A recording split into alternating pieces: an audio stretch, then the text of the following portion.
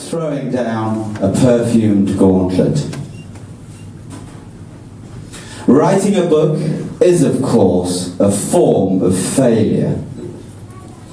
As a dandy, I seek to be somebody rather than to do something. What I am matters more than what I produce. And why produce anything save my own carefully cultivated self? My greatest work is my personality.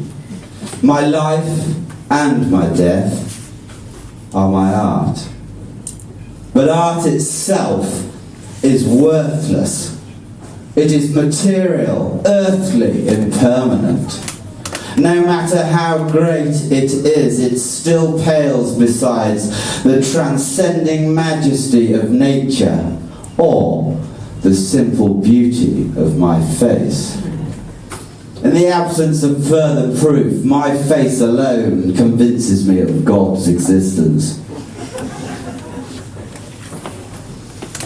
In his highest aspirations, man is still mocked. No wonder that art and psychosis have been such tender lovers for so long, that the road to creativity passes so close to the madhouse, and indeed often ends there. About the most terrifying burden a human being has to bear is a sense of his own isolation. We plunge into pools of shared meaning to escape.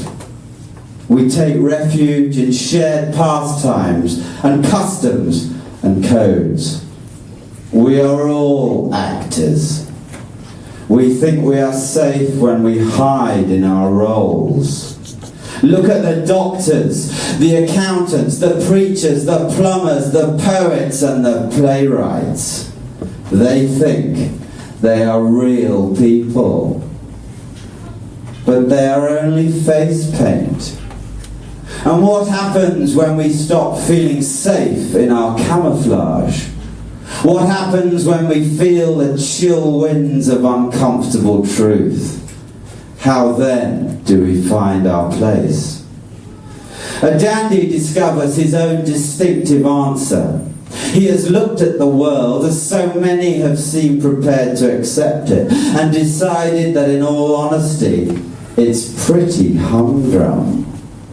He wants, like all of us do, to be special.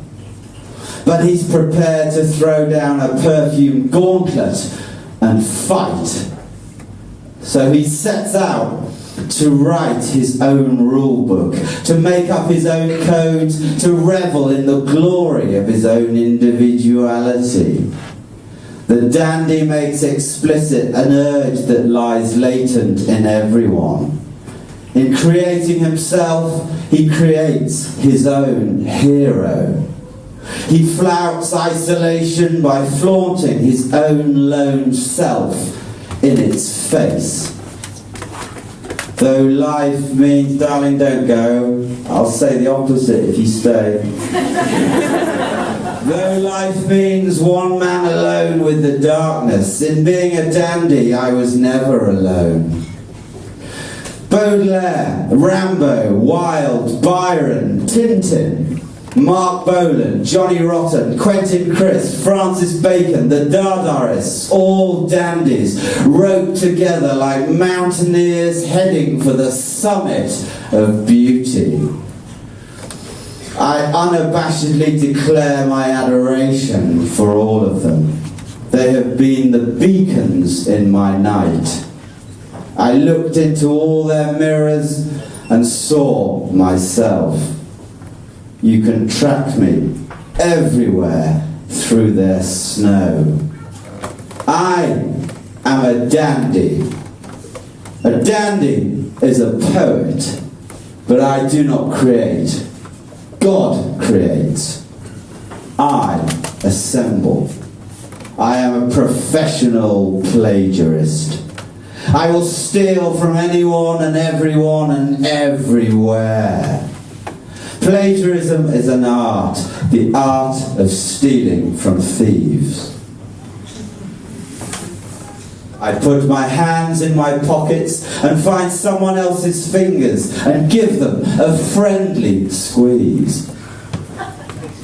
Of course, sometimes my life and my art seem to me nothing but slops.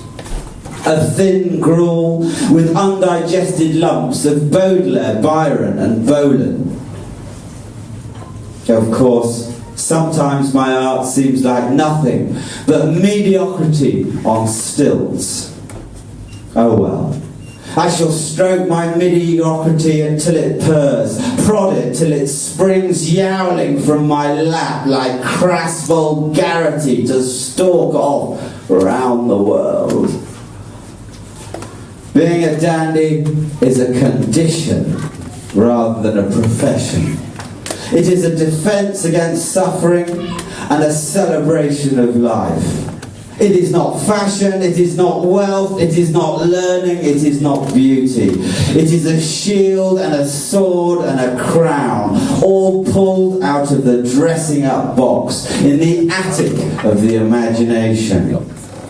Of course, life is nothing but a game of dressing up and make-believe. All dress is fancy dress except our natural skins. I know I am a pretend artist and a pretend writer, but I play with all my heart. Play transforms us magically. Dandyism is a lie which reveals the truth, and the truth is that we are what we pretend to be.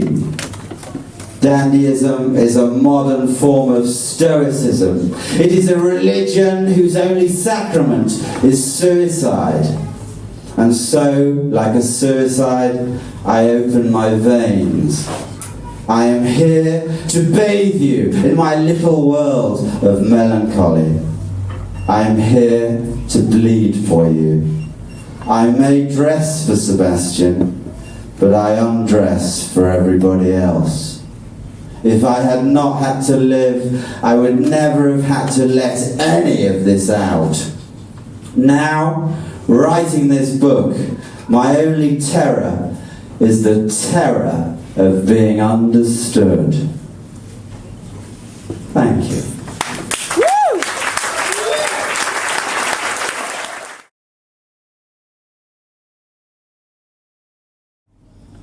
Laugh, you bastards.